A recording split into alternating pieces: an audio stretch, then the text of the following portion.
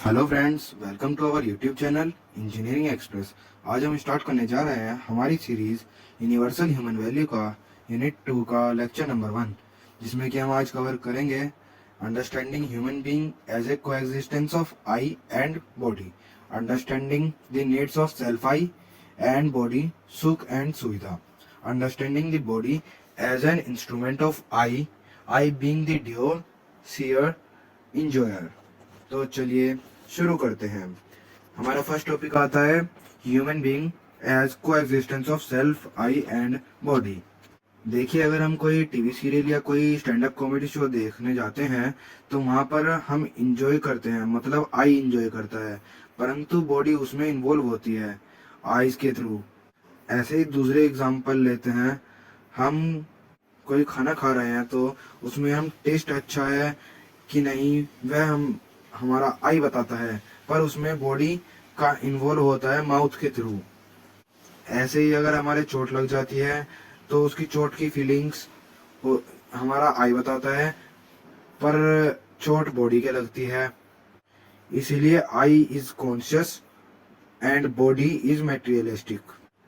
The human being can be seen as coexistence of self, jivana and the body. The eye is conscious in nature while the body is material in nature.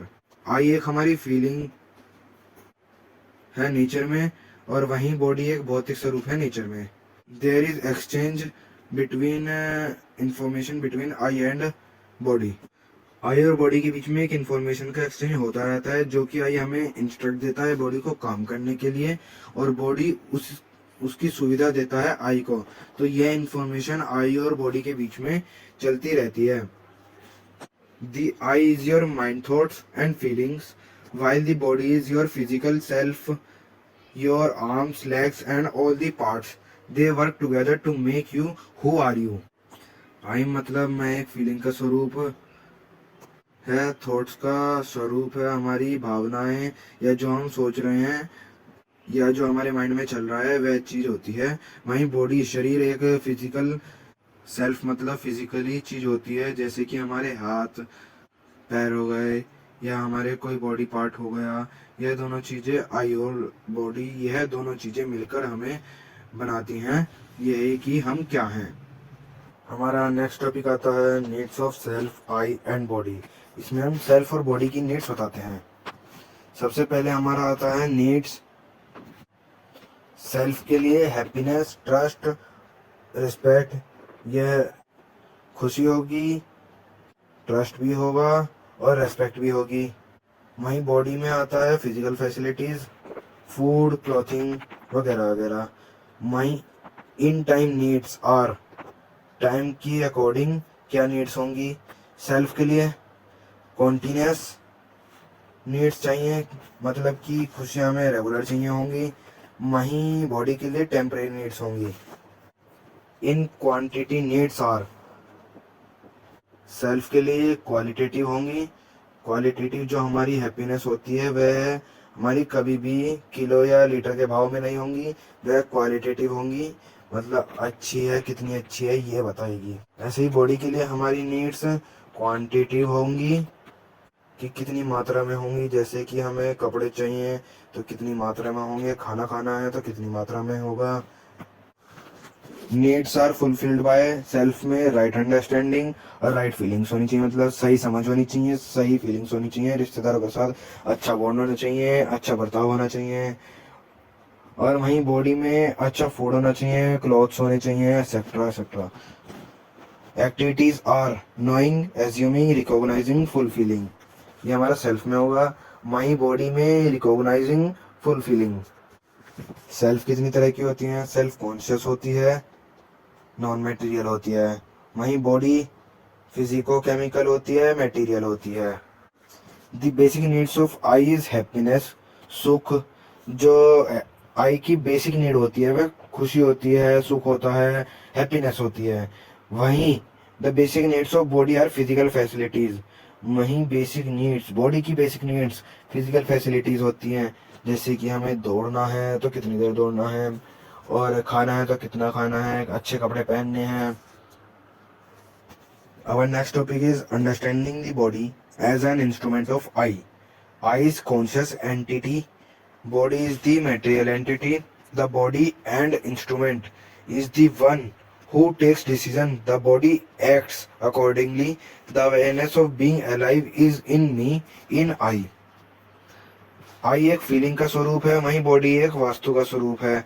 I decision लेती है, जैसे कि अगर हमें चोट लगी है तो हमें कैसे बिहेव करना है, मतलब कि हमें दुख या सुख कैसे प्रकट करना है, वह हमारा आई डिसाइड करता है। उसी के अकॉर्डिंगली हमें फिजिकली कैसे बिहेव करना है, वह हमारा बॉडी एक्ट करती है। जो जिंदा रहने की जागरूकता है वही हमारे अंदर होती है और वही आई में होती है। I am the seer, I see through eyes, the eyes do not see, they are just an instrument used by me in the eyes.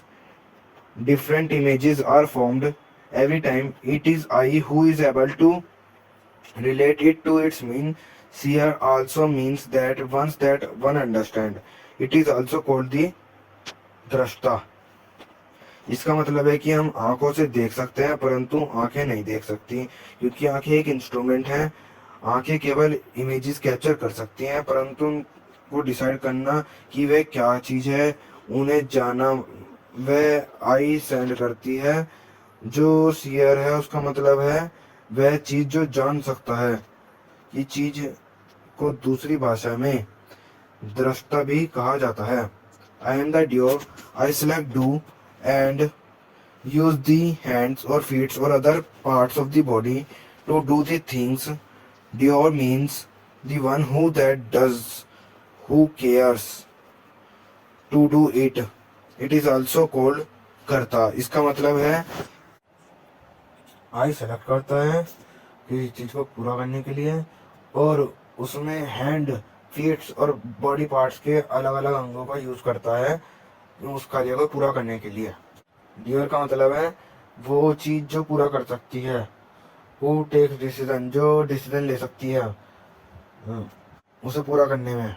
वहीं डियर को दूसरी भाषा में कर्ता भी कहते हैं।